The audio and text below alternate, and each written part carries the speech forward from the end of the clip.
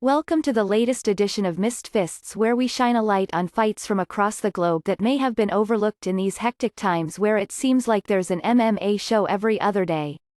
No fancy, schmancy introduction this week, way too much craziness went down. So let's go. Nate Landwehr vs. Viktor Kolesnik. Tutorali vs. Rubenilton Pereira. One of the year's best fights went down in Kazakhstan last Friday, as M1 global featherweight champion Nate Landwehr rematched Viktor Kolesnik. Landwehr has cemented his reputation as one of the most exciting fighters outside of the UFC, and he more than lived up to that reputation here. This was a tremendous fight. It's a real shame it's gonna be completely overshadowed by the insanity that happened at Cage Warriors this weekend, but such is life, I suppose. If only one of these dudes had bladed. This, to me, is a textbook example of a classic 5-rounder. I love balls-to-the-wall 15-minute fights as much as anyone, but when you have that extra 10 minutes to work with, I don't mind a slower burn. Landwehr and Kolesnik feel each other out for the first 2 rounds, and by feel out, I mean they're pretty much constantly engaged, with Landwehr his typically relentless self and Kolesnik showing excellent timing on his counters. And I gotta say, I know he didn't get his hand raised here, but I left super impressed with Kolesnik. It's the second time he's lost to Landwehr, but he had the champion in all sorts of trouble a couple times in this fight. He just didn't have the gas tank to keep up with Landwehr's ridiculous output. But at only 23, with 20 fights already under his belt, Kolesnik is a guy I'm gonna keep my eye on. In round 2, Kolesnik smashed Landwehr with a clean head kick and then missed on a follow-up flying knee that may have ended things. Then he hurt Landwehr with a spinning kick to the body in an absolutely insane 4th round. Somehow, Landwehr survived all of that and just kept pouring it on. I can't imagine many 145ers being able to keep up with Landwehr's pace. Great news, y'all can watch the replay of this Fight of the Year candidate for free on the M1 Global app. So what are you waiting for? Since we have so much to talk about this week, I won't wax poetic on Raul Tutarali's Kinesio tape, and instead I'll just say that winging right hand wasn't the best, but holy hell, those follow-up shots were nasty.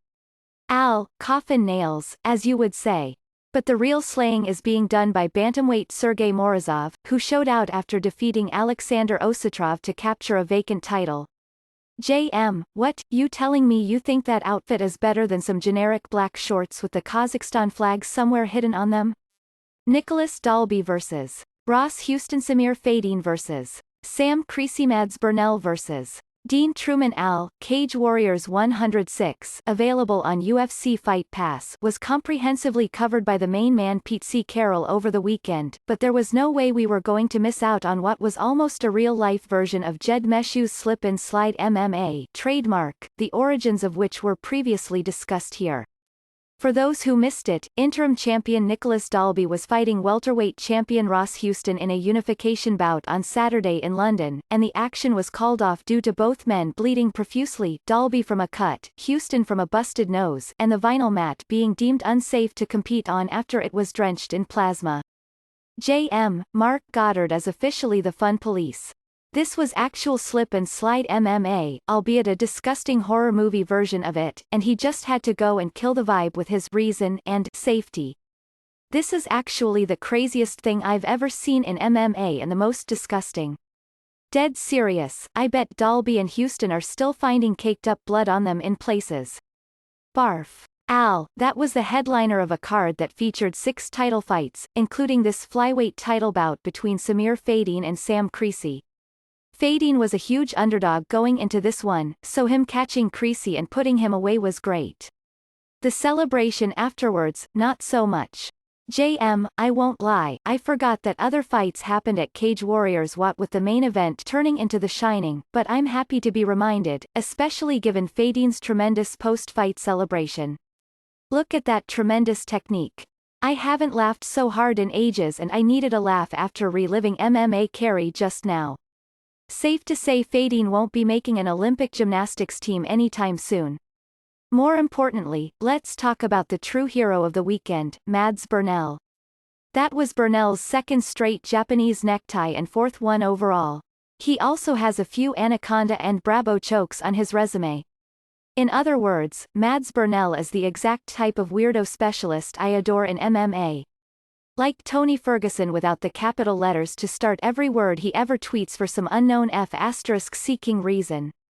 Hashtag champ shit only AL. I always thought Burnell should have been given a longer look from the UFC. He's been a destroyer of worlds since parting ways with them last year, and he's probably not far off from another octagon run. Damiano Fogliata vs. Vincenzo Muzo up next. I'm over the moon with excitement to spotlight a reader submission from Matteo, who shared this clip of Damiano Fogliata cracking Vincenzo Muzo from a Born to Fight show in Sassari, Italy. There's no way we would have caught this ourselves, and it is a great finish, so thanks again Matteo. JM, that's gotta be up there with the best he fell funnies of the year. Muzo topples over like a felled tree. Would you like to see a man who should have just fallen funny instead of trying to tough it out, so instead he fell even worse? Rodrigo Lidio vs. Ader Gama. Daniel Santos vs. Henrique Fontini. Poor foolish Ader Gama should have just stayed down after eating that knee. Instead he stood back up only to get sat back down for good by a savage uppercut. I feel so bad for Gama here. His body's safety mechanisms betrayed him. Henrique Fontini on the other hand did the right thing by dropping and stopping here, and it still did him no good. Brutal finish by Daniel Willycat Santos. JM1, I need to know the genesis of Willycat. Someone get back to me stat on where that nickname comes from because it's majestic. Per Guilherme Cruz, it is a Thundercats reference. JM2, I mean yeah, the punch was unnecessary, but it sure was clean, unlike Fontini's shorts, as, I assume, he turted himself after getting his guts rearranged like that. Lovely. Those finishes, which came from Future Fighting Championships 6 in Sao Paulo, can be seen in the free replay available on YouTube. Rangel de Sá vs. Tamaire Lacerda. Hopping over to Curitiba for Max Fight 23, we have Rangel de Sá calling game against Tamaire Lacerda. JM, that was sensational and violent, and poor Lacerda. He had a full life ahead of him, and now that's definitely over. Look how clean that kick landed, and listen to the sickening crack, and then watch Lacerda crumble like a demoed wall. That's gotta be the KO of the week right there, especially when you consider it was a buzzer beater. Jake Childers vs. Jamie Simmons. JM, but if that is the best KO of the week, then this is the best KO sub combo of the week, courtesy of Jake Childers from LFA 70. Jamie Simmons ducks right into that knee and is so out of it he bemusedly asks the ref what happened when the ref stops it in the middle of a Darce choke. He still can't even stand up after the ref tries to explain to him what happened. That knee looked like it might have caved Simmons's chest in, not even sure the choke was necessary at that point. Over at EFC Worldwide 80 in Sibaya, South Africa. Up and comer Brendan Lesser shocked everyone by taking out UFC vet Gareth McClellan. Lesser, just 3-0, apparently came from a show called The Fighter, which I can only assume is like Tough, South Africa, thanks to Fight Sports for the info. JM, poor McClellan, relegated to being South Africa's premier punching bag. That's 4 losses in a row for him, but prior to this one at least he was getting KO'd by the Paulo Costas of the world. No disrespect to Lesser, but he's not quite on the same level. Lesser will have to grow up fast. He's now an interim middleweight champion, and up next he's lined up to face KSW standout Dricus du Plessis when he returns to the EFC cage. Ryuichi Miki vs. Manabu Inoue. Our friends over in Japan were not to be left out. At Pancrase 306, available on UFC Fight Pass, JMMA lifers Ryuichi Miki and Manabu Inoue faced off, and it was Miki who definitively triumphed. JM, good lord, there was a lot of high-quality MMA action last week. Not much to say about this one other than it's a tremendous KO of one legend from another. Yoshiki Takei vs. Shuhei Kumura. Yoshiki Takei vs. Masashi Kumura. And then we have Yoshiki Takei ending the Kumura family bloodline in one night. To win Sunday's K1 Bantamweight Grand Prix, Takei had to dispose of both Shuhei and Masashi Kumura, and boy did he ever. Watch as he mashes all of the buttons to pick up a win against Shuhei. JM, count it up, that's a 10-strike combo including the whiffed head kick with a same-side triple uppercut thrown in and punctuated by a backfist ko. You could give me 100 lifetimes and I'd never be able to pull of that series of strikes. I need a cigarette after watching that. Fortunately, I got a metaphorical one as Takei wasn't done there.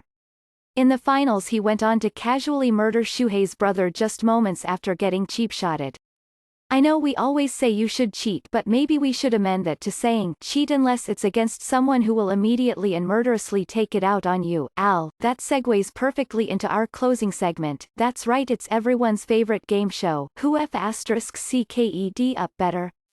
This week, we're looking at a trio of disqualifications that, while certainly amusing in their own right, probably weren't worth it for the offending fighters. But let's not get ahead of ourselves. Our first entry comes from M1 Global. Here's Alexei Olenko soccer kicking a seated Yoylandi Izquierdo, that's illegal, brother. At EFC Worldwide, Sylvester Chipfumbu was probably trying to time something here, and rather than stopping when the window for a clean strike closed, he said, F***ck it, I'm going in anyway. And last, but definitely not least, we have an LFA main event disqualification with Renan Ferreira going apeshit on Brett Martin's head, controlled aggression. JM, ooh, I like this game. I'm inclined to say Ferreira because both of the other two are soccer kicks and I'm a big proponent of legalizing those. Moreover, Ferreira didn't just F***ck up once, he basically blatantly and unabashedly was targeting the back of Martin's head the entire time. A random soccer kick DQ I can write off as a slip of excitement, repeatedly bludgeoning a man in the back of the skull feels more like bad intentions. Poll who F***cked up better.